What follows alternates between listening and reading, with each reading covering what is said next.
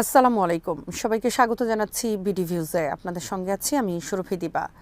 কুর্দিরা মধ্যপ্রাচ্যের ইতিহাস, রাজনীতি ও রাষ্ট্র ব্যবস্থার এক দীর্ঘস্থায়ী ও জটিল প্রশ্নের নাম।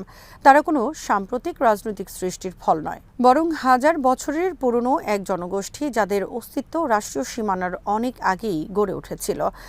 মেসোপটেমিয়া সমভূমি ও পার্বত্য অঞ্চলে, অর্থাৎ আজকের দক্ষিণ পূর্ব তুরস্ক, উত্তর সিরিয়া, উত্তর ইরাক, পশ্চিম ইরান এবং আর্মেনিয়ার কিছু অংশে কুর্দিদের ঐতিহাসিক বসতি। এই বিস্তৃত অঞ্চলকে তারা কুর্দিস্তান বলে অভিহিত করে, যদিও আন্তর্জাতিকভাবে স্বীকৃত কোনো কুর্দি রাষ্ট্র কখনোই প্রতিষ্ঠিত হয়নি। পৃথিবীতে প্রায় ৩ থেকে ৪ কোটি কুর্দি বসবাস করে, যা তাদেরকে বিশ্বের সবচেয়ে বড় রাষ্ট্রহীন জাতিগোষ্ঠীতে পরিণত করেছে। আরও বিস্তারিত থাকছে ওয়াহিদ ফারুকীর প্রতিবেদনে।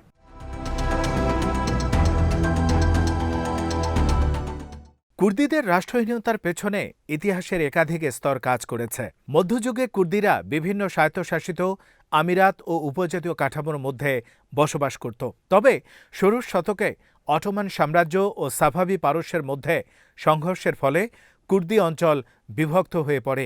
অটোম্যানরা কুর্দি নেতাদের সীমিত স্বায়ত্তশাসন দিলেও ধীরে ধীরে সেই ক্ষমতা ক্ষয় হতে থাকে। প্রথম বিশ্বযুদ্ধের পর অটোমান সাম্রাজ্যের পতন কুর্দিদের জন্য এক সম্ভাবনার দ্বার খুলেছিল। ১৯২০ সালের সেভ্রো চুক্তিতে কুর্দিদের জন্য একটি স্বায়ত্তশাসিত বা স্বাধীন রাষ্ট্রের ধারণা উঠে আসে, কিন্তু এই চুক্তি কার্যকর হয়নি। তুরস্কের নতুন প্রজাতন্ত্র গড়ে ওঠার পর ১৯২৩ সালের লুজান চুক্তিতে কুর্দি রাষ্ট্রের বিষয়টি সম্পূর্ণ বাদ দেয়া হয়।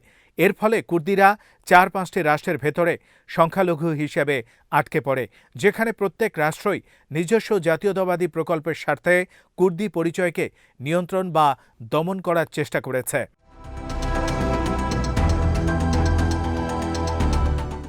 ভাষা ও সংস্কৃতির দিক থেকে কুর্দিরা ইন্দো ইউরোপীয় ভাষাগোষ্ঠীর ইরানীয় শাখার অন্তর্ভুক্ত।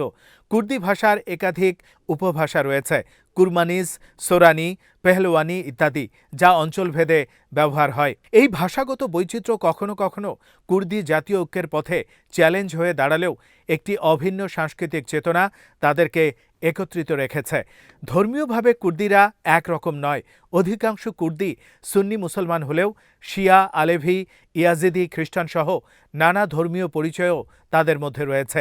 এই বৈচিত্র্য কুর্দি সমাজকে বহুমাত্রিক করে তুলেছে, আবার বহিরাগত শক্তির জন্য বিভাজনের সুযোগও তৈরি করে দিয়েছে।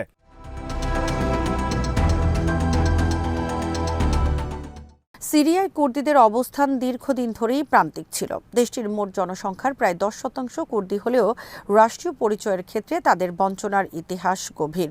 ১৯৬২ সালে হাসাকা প্রদেশে পরিচালিত এক বিশেষ আদমশুমারিতে প্রায় ১,২০,০০০ কুর্দিকে বিদেশি ঘোষণা করে তাদের নাগরিকত্ব কেড়ে নেওয়া হয়। পরবর্তী প্রজন্ম সহ এই সংখ্যা কয়েক লাখে পৌঁছে যায়। রাষ্ট্রহীন এই কুর্দিরা শিক্ষা, চাকরি ও জমির মালিকানা সহ মৌলিক অধিকার থেকে বঞ্চিত ছিল। পাশাপাশি আরবিকরণ নীতির মাধ্যমে কুর্দি জমিতে আরব বসতি স্থাপন করা হয়, যা সামাজিক ক্ষোভ বাড়ায়।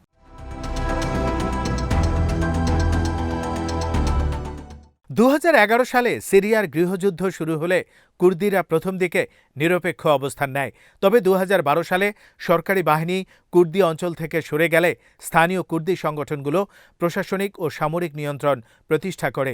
এই সময় পিপলস প্রোটেকশন ইউনিটস বা ওয়াইপিজি শক্তিশালী হয়ে ওঠে। আইএসের উত্থান কুর্দিদের জন্য অস্তিত্বের প্রশ্ন তৈরি করে।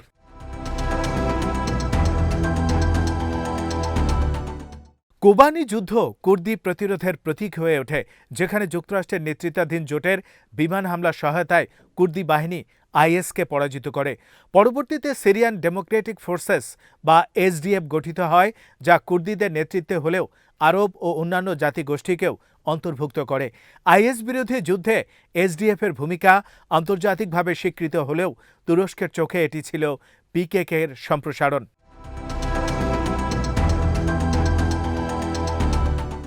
২০২৪ সালের ডিসেম্বরে বাশার আল আসাদের পতনের পর সিরিয়ার নতুন রাজনৈতিক বাস্তবতায় কুর্দি প্রশ্ন আবার সামনে চলে আসে। অন্তর্বর্তী প্রেসিডেন্ট আহমদ আল শারার নেতৃত্বাধীন সরকার একদিকে জাতীয় ঐক্যের কথা বলছে, অন্যদিকে এসডিএফ এর নিয়ন্ত্রিত অঞ্চল রাষ্ট্রের অধীনে আনার চেষ্টা করছে। কুর্দি ভাষাকে জাতীয় ভাষার স্বীকৃতি, নাগরিকত্ব ফিরিয়ে দেয়া এবং নওরোজকে জাতীয় ছুটি ঘোষণা নিঃসন্দেহে ঐতিহাসিক পদক্ষেপ।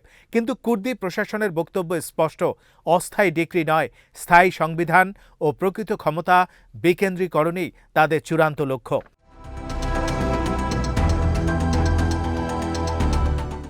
তুরস্কের কুর্দি প্রশ্ন সবচেয়ে রক্তক্ষয়ী রূপ নিয়েছে।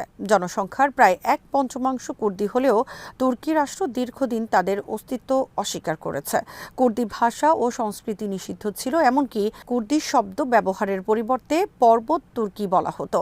এই দমন নীতির প্রতিক্রিয়ায় 1978 সালে আবদুল্লাহ ওজালানের নেতৃত্বে পিকেকে গঠিত হয় এবং 1984 সালে সশস্ত্র সংগ্রাম শুরু হয়। এই সংঘাতে হাজার হাজার মানুষ নিহত ও বাস্তুচ্যুত হয়েছে। 90-এর দশক থেকে পিকেকে স্বাধীনতার দাবি থেকে সরে এসে সাংস্কৃতিক ও রাজনৈতিক অধিকারের কথা বললেও সশস্ত্র লড়াই পুরোপুরি থামেনি। সাম্প্রতিক বছরগুলোতে তুরস্ক কিছু সাংস্কৃতিক ছাড় দিলেও রাজনৈতিক সমাধান এখনও অনিশ্চিত।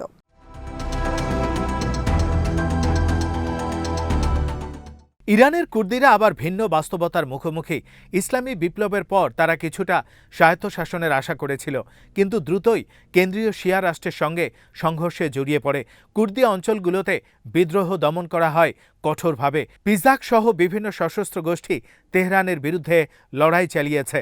ধর্মীয় ও জাতিগত দ্বন্দ্ব এখানে আরও জটিল, কারণ অধিকাংশ ইরানি কুর্দি সুন্নি, যেখানে রাষ্ট্র শিয়া মতাদর্শে পরিচালিত।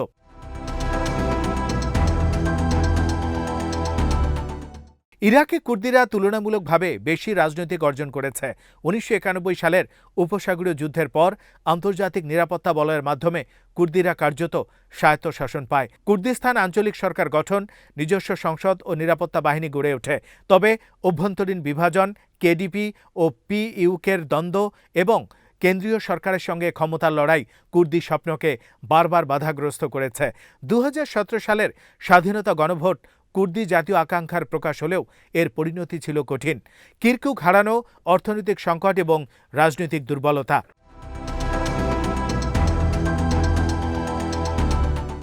সার্বিকভাবে কুর্দি প্রশ্ন কেবল একটি জাতিগোষ্ঠীর রাষ্ট্র পাওয়ার আকাঙ্ক্ষা নয়, এটি মধ্যপ্রাচ্যের রাষ্ট্র ব্যবস্থার অন্তর্নিহিত সংকটের প্রতিফলন।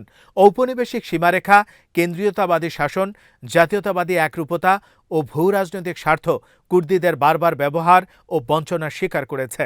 আজ সিরিয়া, তুরস্ক, ইরান ও ইরাক 4 দেশেই কুর্দিরা ভিন্ন ভিন্ন বাস্তবতায় বসবাস করলেও মূল প্রশ্ন একটাই, তারা কি সাংস্কৃতিক স্বীকৃতি ও রাজনৈতিক অধিকারের মাধ্যমে বিদ্যমান রাষ্ট্রের ভেতরেই টিকে থাকবে, নাকি ইতিহাসের কোনো এক মোড়ে আবার স্বাধীন কুর্দিস্তানের স্বপ্ন নতুন করে জেগে উঠবে? এই প্রশ্নের উত্তর এখনও অনির্ধারিত এবং সম্ভবত দীর্ঘদিন ধরেই তা মধ্যপ্রাচ্যের রাজনীতিকে প্রভাবিত করে যাবে।